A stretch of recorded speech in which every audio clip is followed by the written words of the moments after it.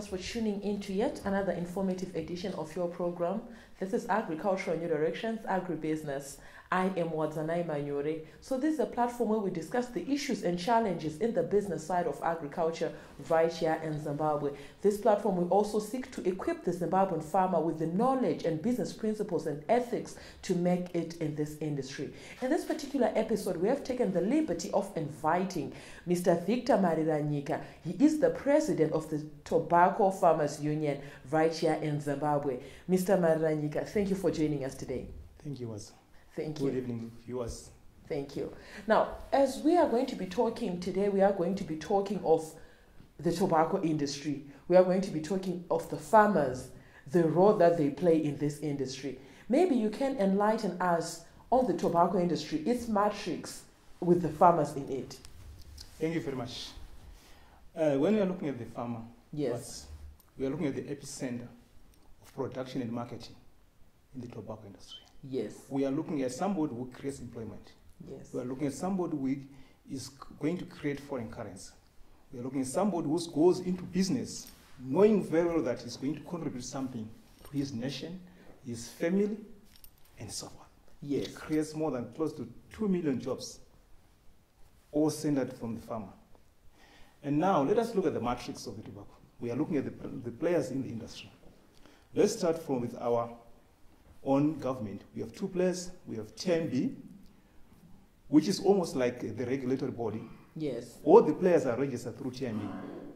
Yes. Let us look at RBZ, which is also a financer or a finance regulator in the industry. Those who buy, the buyers, they deposit their monies in the RBZ, which is then they are going to use to buy tobacco from the growers. From the farmers, yes. We also have the contractors.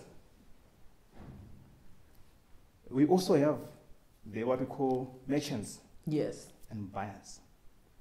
Now, the matrix in this industry is very tricky. We have people, for example, we have two categories of farmers in the first place. Yes. One, we have what we call commercial farmers. Yes. We have those who are defined as small-scale farmers. Yes. You can even go to the market, you'll find that there are sites which are saying this is for the commercial, and this is for the small scale. Yes. Already there's a discrimination according to land size. Okay. One disparity has already started. Okay. That's a problem. Yes. But we're saying we are looking at a farmer, any farmer as the epicenter. As the producer. As the producer. The epicenter of the value chain. Value chain. Yes. So now, when we now look at the two floors, there's a discrepancy there, which need to be addressed. Okay. Fine. Let us look at those who are in the commercial side. The commercial side is mainly made of those former white farmers and few of our black guys who have managed to acquire big land. Okay. Yes. Those, again, the commercial side. That's where we also have the buyers, who are also the contractors. Okay. Right? Yes.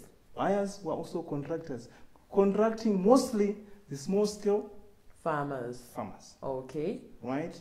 We also have, again, the TMB, as I've said, as the motherboard. Yes. It has come in of most of recently as also a contractor. Yes. Under its TICS program. Okay. Yes. So, it's also a contractor and a buyer. Not forgetting that RBZ is also funded the same program to a tune of about $700 million. Okay. Yes, last year. It is also a contractor and a buyer. Okay. Look at, they are all centered on the producer. The farmer. The farmer. Yes. Even if you look at the transport sector, the arrangement, the contracting sector of transport is maneuvered and manned by the commercial side. Okay. So there is that interlink of people. And some individuals, actually the presidents and administrators of unions, farmers' unions. Okay. And that's the problem now. Okay. Now we are crying at the present moment that a farmer is now so disadvantaged from this matrix. And in the first place, what are we lacking? It's the moderator. Okay.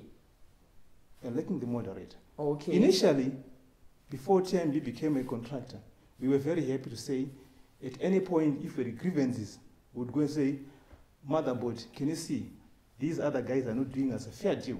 Now, that leads me to the next question that I would want to ask you, Mr. Mariranyiga. Looking in the tobacco industry, tobacco is farming, Yes. and we are saying that farming is a business.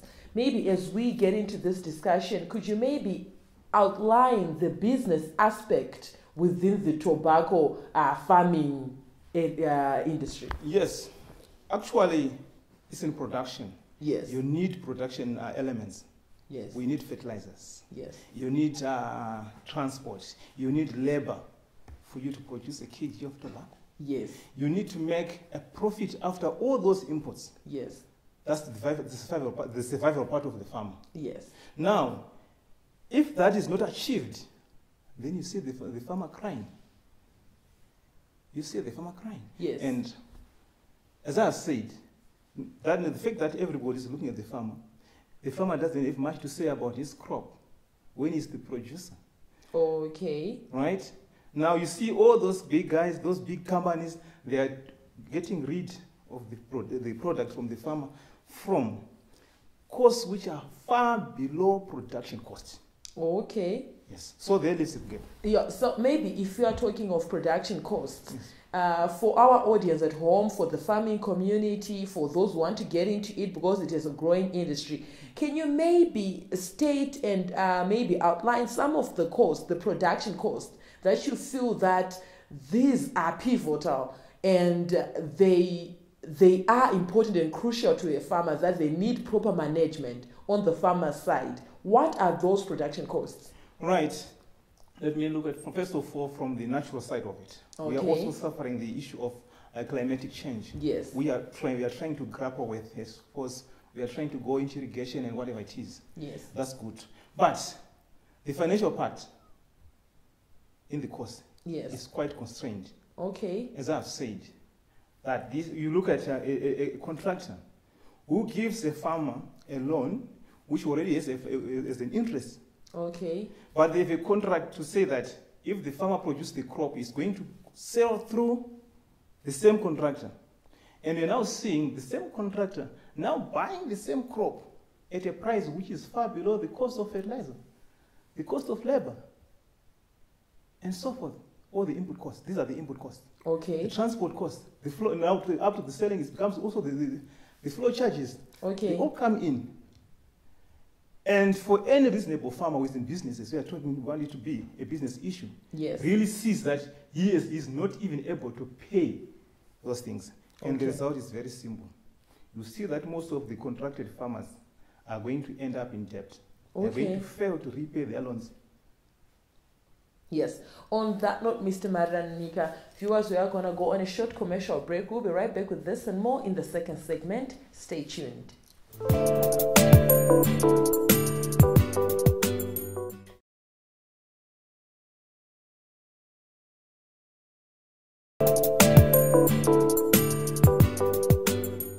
Thank you, viewers, for staying tuned to ZBC TV. This is Agricultural New Directions, AgriBusiness. I am Wadzanayi Manyore. We are talking of farming, tobacco farming as a business, the tobacco enterprise for a farmer, looking at it from a business point of view. Now, earlier on, we were talking of how farming, tobacco farming is a business and the production costs that come with producing tobacco. As I take away your focus from that a bit, Mr. Mariranyiga, I would like maybe for you to talk about the challenges that you as tobacco farmers would say you are facing. And at the same time, could you maybe give recommendations of what you think these challenges can be managed? Thank you very much. Yeah, the first challenge, especially this season, yes, in which we have, as I've said, yes, in production, everybody is oriented at getting some income. Yes. Every tobacco farmer knows that he's producing an export product. Okay. He's bringing in foreign currency in the form of US dollar. Yes. And everybody was expecting to get something in the form of US dollar. Yes. Yes, we are in a we are in a multi-currency system. Yes. But everybody is cognizant that, every farmer is cognizant that once you are in hold of foreign currency, which is the US dollar, yes, you are stable. Okay. You are stable. So there are issues to do with stability now for you to continue producing. Okay. Yes. Because when you're talking about the issue in production, in tobacco production, tobacco is almost a 16 months crop. Yes. Crop. So you cannot simply say, I do tobacco 1 year and I stop. Okay. No, the moment you've started, investment. It's a long-term investment. For you to see profits and for you to see remuneration and change, you have to continue. It's a cycle. Yes. Okay. And anybody actually involved in tobacco farming is actually fully employed. Yes. There's all season. So he wants to make a survive issue on from the sales. Yes. Now, let us look at now this issue from what we have on the market at the present moment in terms of monetary remunerations. Yes. Yes, I think you've all read that the AgriBusiness governor has said tobacco farmers are going to get 50% retention. Okay. Yes, in terms of US dollar. Yes. Now, how is this supposed to be? Is like after all the deductions on the floor, then the remaining net would be divided into two, going into two accounts.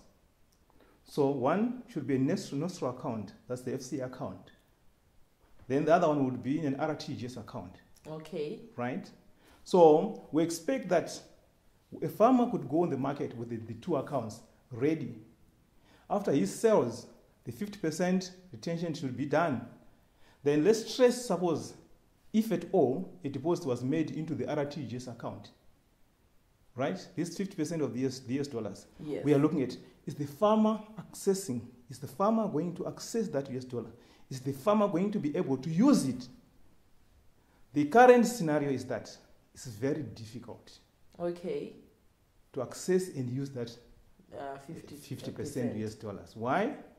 Because the AgriBusiness has said you need to go and get quotations, vouchers, bring them to your bank, then the bank applies to AgriBusiness for remissions of US dollars. Yes. Now, which is a very long process. Suppose we're looking at a farmer who is down there in Oz, it is in Harare. You cannot do that. It's very difficult.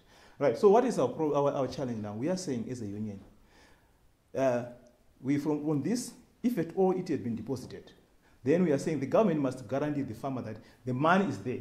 He may not be able to get in cash, as they are saying we need to go for plastic money. Okay. But it should be available to use either in the form of swipe.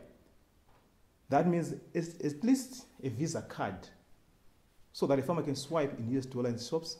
Okay. A Visa card, so that a farmer can even buy from abroad. Okay, this is what you think would be a solution to you guys getting foreign currency. Yes. Okay, so that you can proceed with your dealings. Now, as we talk of the challenges, you spoke of the monetary side. Maybe you talk of the agronomic side, the challenges that you think maybe might be hindering progress or productivity or yields. What can you cite? Right. That one is going, sorry, madam. Okay. Probably I wanted to follow the other side. Okay. The RTGS before we go to that one. Okay. How the RTGS is being reached. Okay. At the present moment, all the farmers that have sold their crop on the market, they have not been able to access the 50% retention. One. So most of it, they have been given 100% RTGS payment. Okay. Now let's see how the RTGS is going now. It's like after selling, your money is rated according to the interbank rate. Okay. Currently standing at about 3.2%. Okay. Yes. Into your RTGS account. Yes. Right. The moment the farmer starts to use his RTGS account, he also faces the 2% charges from the Minister of Finance, which is applicable to anybody, everybody. Yes. So you can see how now that 50%, that 100% RTGS is getting eroded before he starts using it. He's also going to suffer bank charges like anybody else. Now, after he's withdrawn his monies to use his monies, the items that he's going to find on the market are rated currently at 1:5. Okay. So initially has been rated as 1:3, and the items that he's going to buy are rated as 1:5. Okay. There's a big gap. Okay. So automatically we are saying the farmer has been destroyed at that point of time. Okay. That's the major problem. Right, coming to your question now, you said agronomic challenges. Agronomic challenges. Yes. Yes, those things are, let me just look at the issue of, as I said, the climate in the first place. Yes. This season, actually, we grappled in a very difficult climatic condition the rains were late and all those things. And probably for those who did their crops depending on the rain coming, it was not fairly due. Okay. Yeah, yes. At least the standard was not quite good. But not the fact that it's not consumable. Okay. Right? It is consumable. It's marketable.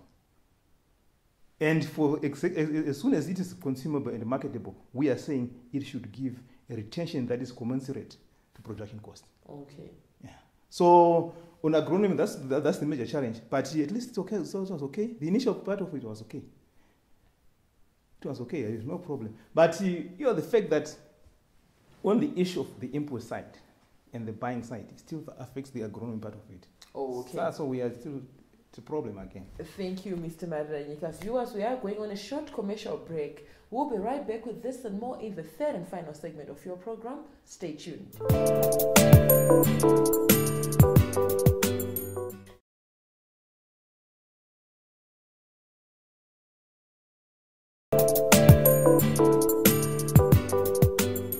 Welcome back, viewers, to the third and final segment of your program, Agricultural New Directions, AgriBusiness. We are talking of tobacco farming as a business. We are talking about farmers, their role, the role that they play, and the different challenges that they encounter in producing the golden leaf.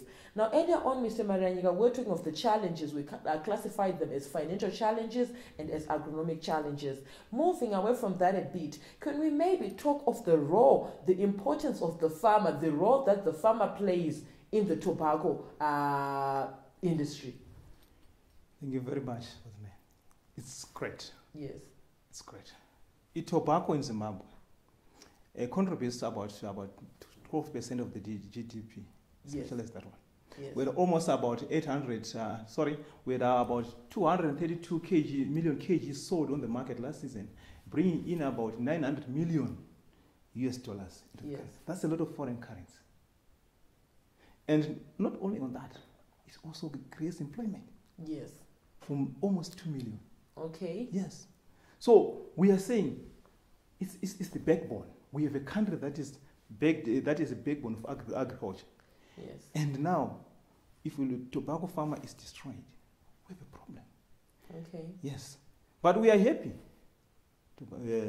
Wadzanai, Yes. that with our president's vision of 2030 Yes. of a middle income economy, as tobacco farmers, we support him.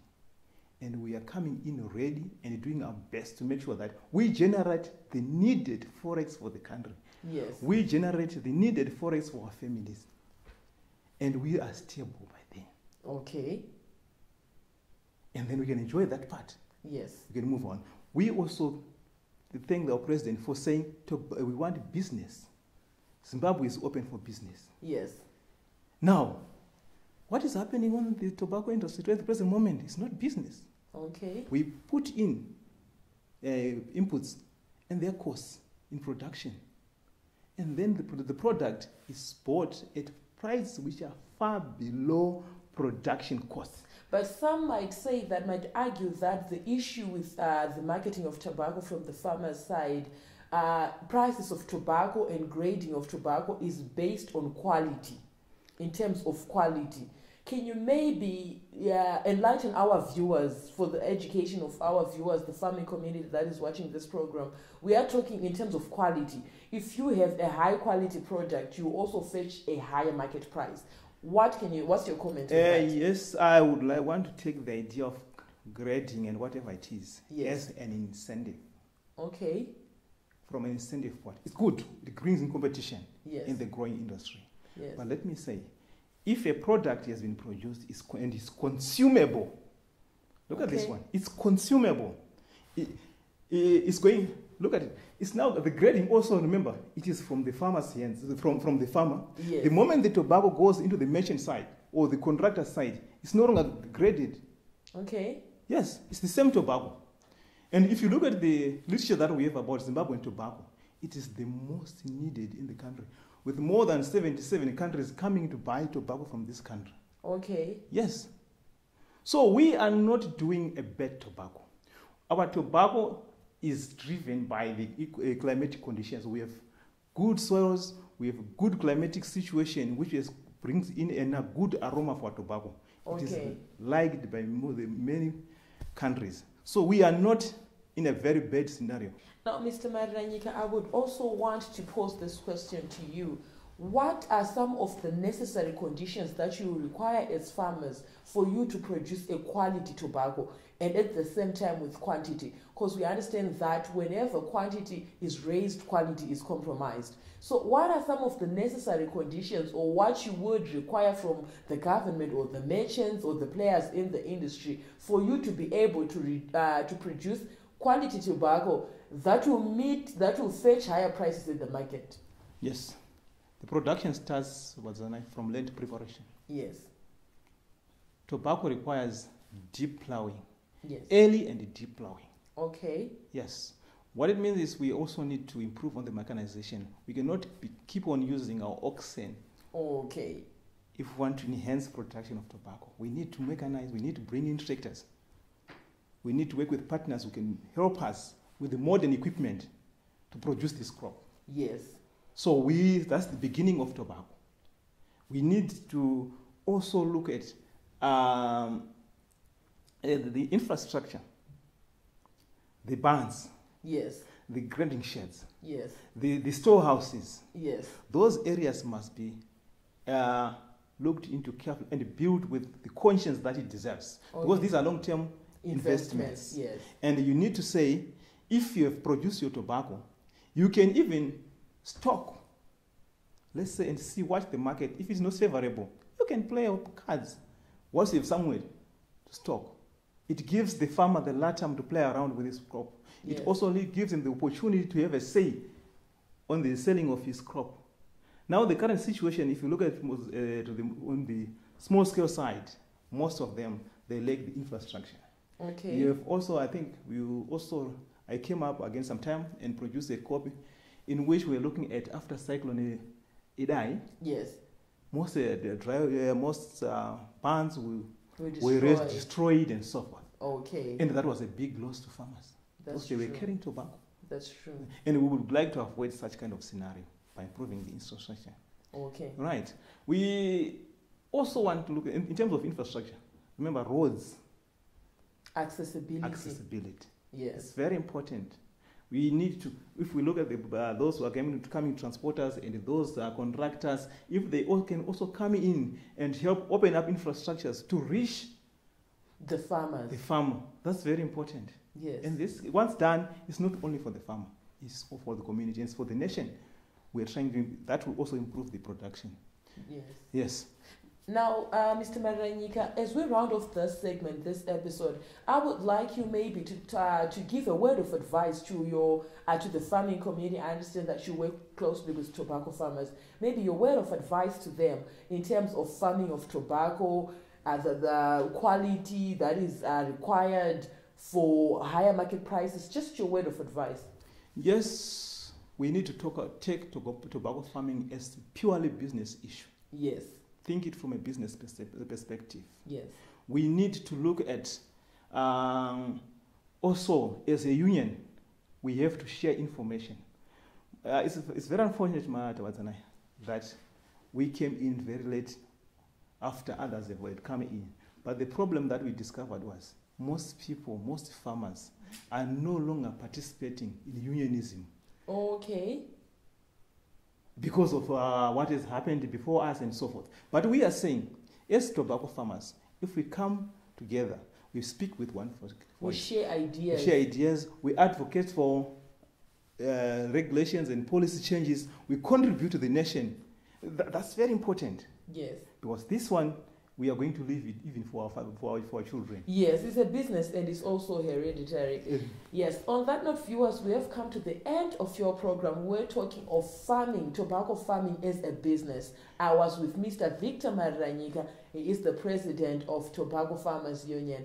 Mr. Maranyika, it was a pleasure having you with us today. Thank you very much, Wadzanai.